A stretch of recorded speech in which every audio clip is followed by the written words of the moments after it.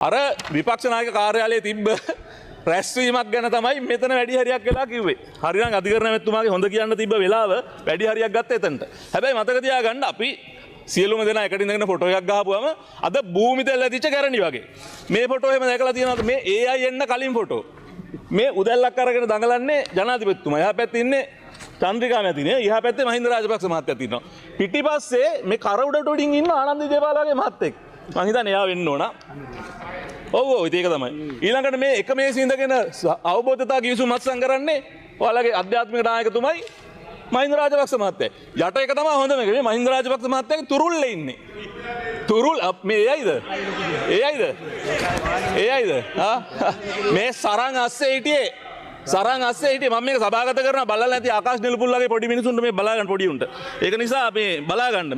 මෙහෙම තමයි මේ දේශපාලන ගේම් ගැහුවේ නැත්නම් අද ඔයාලා උතන ඉඳගෙනත් නැහැ. මන්ත්‍රීතුමා තව විනාඩි 2යි. 100.5කුත් නැති වෙනවා. ඒක මතක තියාගන්න. තව විනාඩි 2ක්. මේ අනුර කරුණාතිලක මහත්තයා අනුර කරුණාතිලක මැතිතුමා ඔබතුමා ඊටාම හොඳයි. එතුමා බේර ගන්න කතා කරා. අද එතුමත් කිව්වා අපි අප පිට ඉන්නේ අපි ඔක්කොම කුඩුකාරයෝ අපි ඔක්කොම වැඩිකාරයෝ හරි. එතකොට ඔබතුමා කිව්වා එතුමාට මේ විශ්වාසභංගය අපි ගේන්නේ මොකටවත් නෙමෙයි මේ ගෙනාපු පනත්. මොකද්ද කියපු පනත ඔබතුමා? Proceeds of crime. මේ ගියාණ්ඩුවෙන් ගෙනල්ලා කෙලින්ම මේ කැබිනට් එකෙන් ගැසට් එකෙත් දාන්න මේ නියම කරපු පනතක් ගැන දැන් ඇවිල්ලා කියවනවා.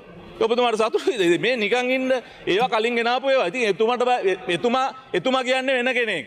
නීතිය කියන්නේ වෙන එකක්. එතුමා ඉල්ලාස් වුණත් එන අධිකරණ ඇමති කෙනෙකුට ඒක ගෙනාව හැකි. ඒක නිසා නීතියෙන් බේරෙන්න කියලා එතුමා වෙලවලා හරියනවද?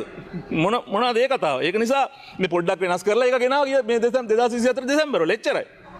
ඊට අමතරව ඔබතුමා අවසාන කරේ තමන්ගේ කතාව ඊටාත්ම ලේකක් කියන්න තමන්ගේ කාඩර් එකට කිව්වා අපේ ලේ රතු පාටයි අපේ පක්ෂත් පාට ඒකමයි. ඒක නිසා මේ ලේ වගේ අපි මෙතුමා රකින්නවා කියලා. බම්බුව තමයි එතුමා කිව්වා කෙලින්ම මගේ නායකයා නෙමෙයි මේ රෝහණ විජේර කියලා. ඒ දම්පාට ඔය රතු පාට දම්පාට වෙන්න ගුටි ගන්න යෝව කතා කරන්න ගිහිල්ලා. ඒක නිසා මේ පාටක්වත් දන්නේ නැහැ. ඔබතුමාට මට කියන්න තියෙන ඒක තමයි. ඉතින් අවසාන වශයෙන් මේක මෙතන ඉන්න නීතිඥවරු සියලු දෙනා ලැජ්ජ වෙන්න ඕන මේ ආණ්ඩු පක්ෂේ. අද අසිත නිරෝෂන් මන්ත්‍රීතුමා මම නම කියලාම කියන්නේ ඕනනම් පොයින්ට් ඔෆ් ඕඩර් එකක් ගන්න. නෑ මොකක්ද ඒ කරපු කතාවේ තේරුම? මෙතන ඉන්න සියලුම නීතිඥයෝ අධිකරණ ඇමතුමා පවා මේක පිළිගන්නවද? පිළිගන්නවද කියලා කියන්න. මේ කියපු කතාව පිළිගන්නවද? අවසන් කරන්න මම අභියෝග කරනවා. පුළුවන් නම් මෙතන හන්දියට ගිහිල්ලා මේ බිල්ඩින් එකෙන් එළියට ගිහිල්ලා ඔක් කියන්න පුළුවන් නම්. මොකද්ද? කියන්නද මොකද්ද කියලා? මං ආයෙ කියන්න අවශ්‍ය නැහැ. හරිද? අර නීතිඥ සංගමේ සභාපතිතුමාව ගෙනල්ලා මහා ඇමති කරන්න පොරොන්දු වුණා කියලා. හරිද? එතකොට මම මේක කියන්නම්කෝ. දැන් රජීව් අමරසූරිය මහත්මයා විතරක් නෙමෙයි මේක කිව්වේ. මේ බලන්නකෝ. දැන් පොදු රාජ්‍ය මණ්ඩලීය නීතිඥ සංගමේ සභාපති ස්ටීවන් තිරු මෙයා මැලේසියාවේ. හරිද? එයත් කිව්වා. ආසියානු නීතිඥ සංගමේ සභාපති ටීඑල් යප් සිංගප්පූරුවේ මහත්තයෙක්. එයත් මේක කිව්වා. මේ අහන්නකෝ. ඒ දෙන්නට මොනවද මේ පොරොන්දුනේ දන්නේ නැහැ නේද? ඇමතිකමද මොකද්ද? අවසන් කරන මන්ත්‍රීතුමා කාලය අවසන්. මහත්තයෝ ඒක නිසා මේ අධිකරණ ඇමතුමා ඔබතුමා ගෞරවනීය නීතිඥවරයෙක්. හරිද? ඔබතුමාව බේරගන්න මේ වගේ රස්තියාදු කතා කියන්න දෙන්න එපා. මොකද මෙතන නීතිඥවරු ඉන්න ඕන තරම් නැගිටලා මොනවා හරි කියන්න පුළුවන් ඕන කෙනෙකුට. හරිද? ඒක නිසා මතක තියාගන්න නීතිඥවරු ශිරාණි බණ්ඩාරනායකගේ ප්‍රශ්නෙට එළියට බහලා මේ ෆයිට් කරද්දි හොඳයි ඔයාලට.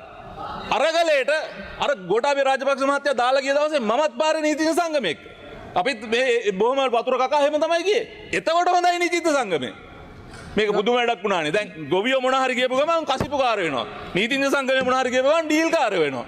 දරුමන්ත්‍රීතුමා අවසන් කරන්න. හරි ප්‍රශ්නයක් එනවනේ.